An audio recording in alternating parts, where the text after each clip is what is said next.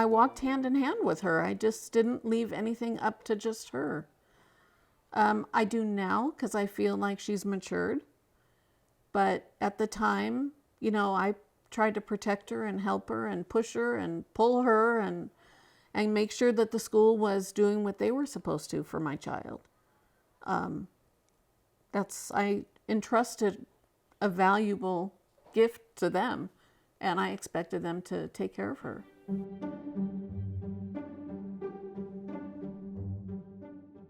When she was applying to university and I really believed she should go to a junior college, I was praying that she wouldn't get accepted anywhere because I wanted her to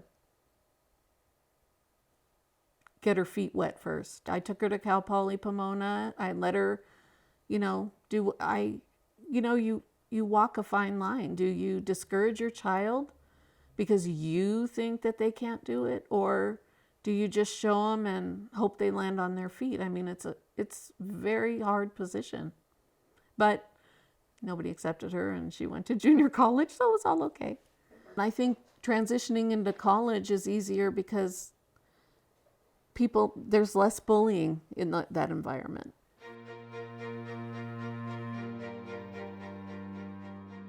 She went to a counselor at the school, and then they gave her some papers. They highlighted what she should take.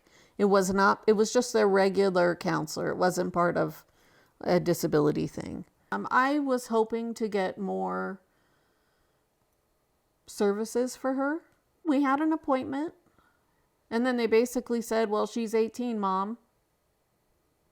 And I said, well, that's great, but these are what we need, and this is whatever is available to her. She doesn't need much.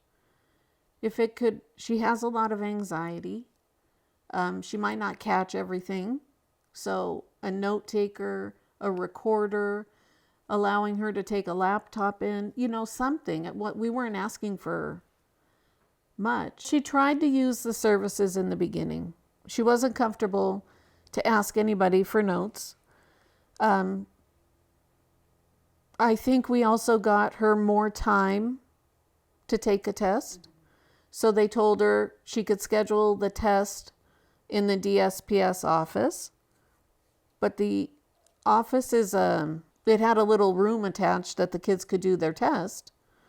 But with all the noise coming in and the other people coming in for different appointments, it was pointless for her. She has, we got a note taker. They allowed her to they would give her a computer and these pens that can record the conversation.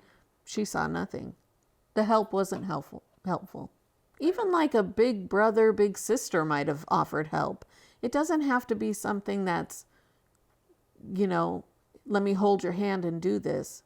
It could be somebody, just one person, that a student that has anxiety and has social issues and has that difficulty talking to people and asking people for something, that one safe person that they could go to and ask.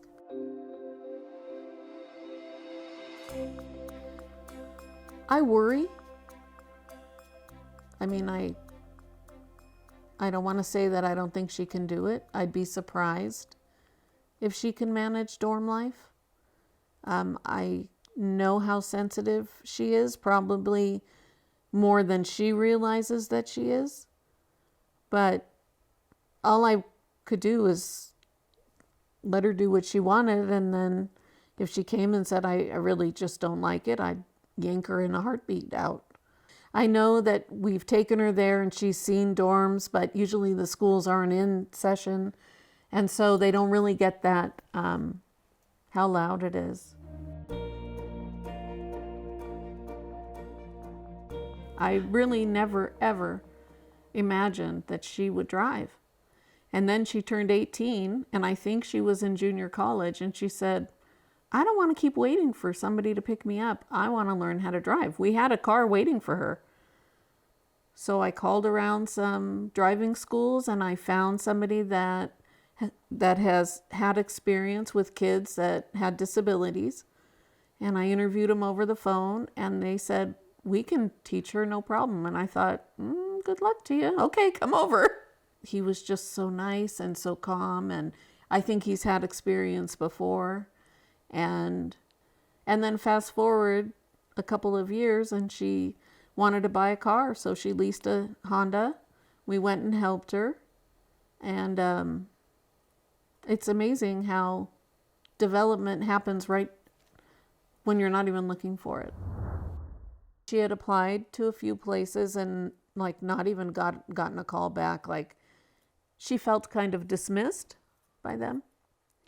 So I was talking to our neighbor just across the street, and she said, would Jasmine like to work at Chick-fil-A? We go to the same church as the owner.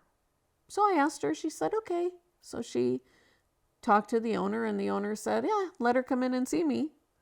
So she went in, and she shot us a text like an hour later that they hired her and they're getting her uniform. And I was like, oh my goodness.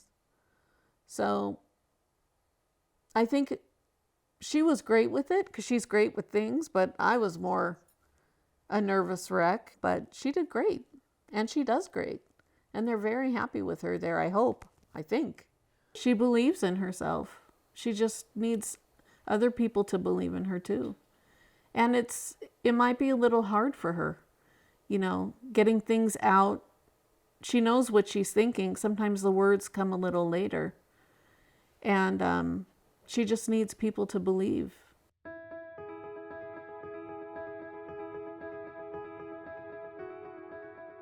That have true disabilities with no help. It's written on paper that there's help. And I don't really know what the solution is for these schools to help these children have an easier transition, to be successful, to receive some of these services. I'm sure it comes down to money. But there has to be something for these kids who don't have a physical disability. They're not in a wheelchair and need a ramp to go up. There is something different about these kids, no matter how minor. They need something. And the colleges, I mean, my only experience really is with MSJC. It's a great school, but it's missing something for these kids. And, I'm sure the kids that have transitioned from high school, from just her therapy group, have encountered some of these same issues. And some of them have actually dropped out because they can't manage in the so-called normal college life. And that's sad. It's been a hard road. And I pray for all those parents that are coming through the ranks and going to have to watch this and go through it with their child. But there is hope. And they do, they can be happy. She's in college. She's driving. She's a beautiful person, a beautiful artist, a wonderful daughter. She's different and she's quirky.